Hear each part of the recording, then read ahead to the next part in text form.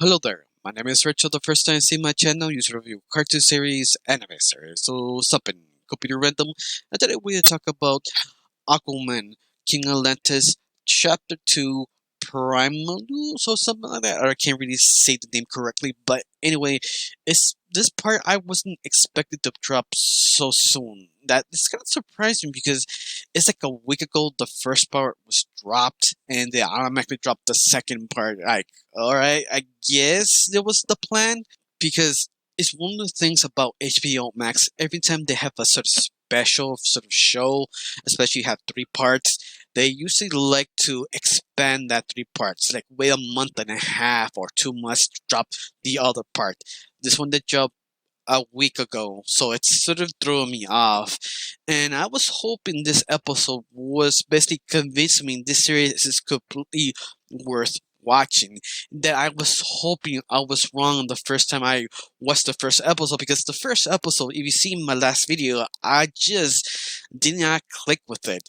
At that time, my mind's still exploring the ideas of the show. To see me is served kind of salvage in it, in other words. In a way, yes and no, because once more, one of the biggest weakness of this series is the comedy.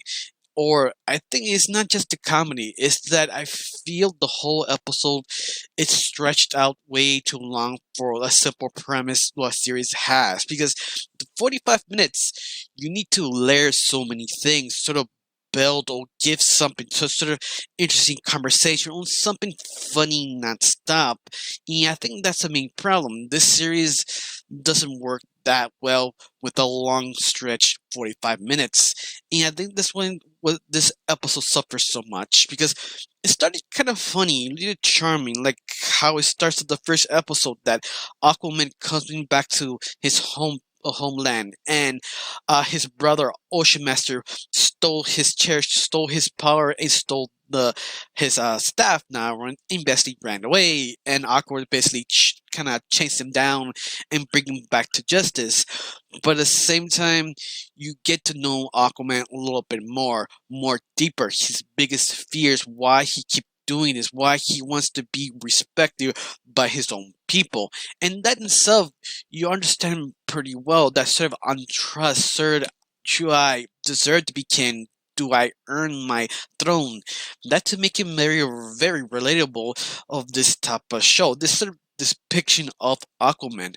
But I feel his only problem is that this series has too much free time. In other words, it feels you could make it more tighter. It wasn't a 45-minute episode.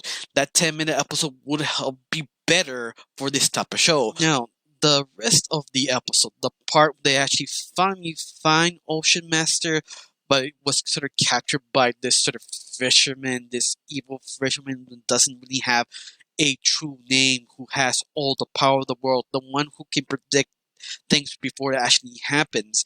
And you thought, oh, this is the part that everything changes. This is the part would finally convince me because the atmosphere, the darkness, how the fishermen just reappear kind of creepily, all that sort of aura was good. It was something visually interesting. It almost felt like trying to kind of mimic sort of horror, that sort of shallow emptiness they only have left is dread and death.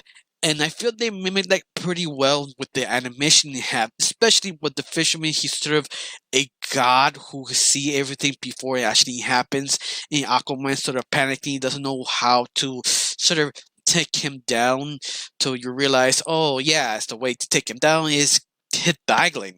If you don't see the episode, I mean, he is basically lived this sort of weird island that basically a dead fish died and the crystal affects it. So the crystal affects the island, affects the fisherman who has sort of godly powers. But the only way to beat the fisherman is basically beat the crap of the island.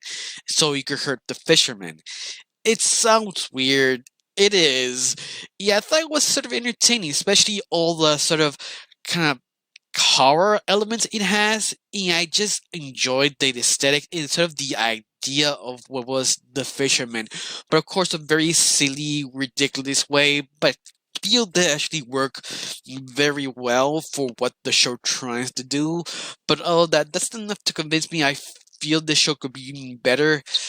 Yes, but it's one of those episodes that really just falls apart with the comedy. And I think that's the only major problem. They needed more lip service, more kind of jokes, more throwing the left and forth, because it just feels just one big ass filler or two ideas sort of mixed together, and here we go. And that's what it feels. This feels sort of jumbled for a little bit, but once more, it's kind of hard for me just enjoy this episode. I mean, depends on you. Do you like this episode? Do you enjoy Aquaman? If you did enjoy this, tell me down below why you enjoyed it. If you hated it, tell me what the reason why you hate about this series.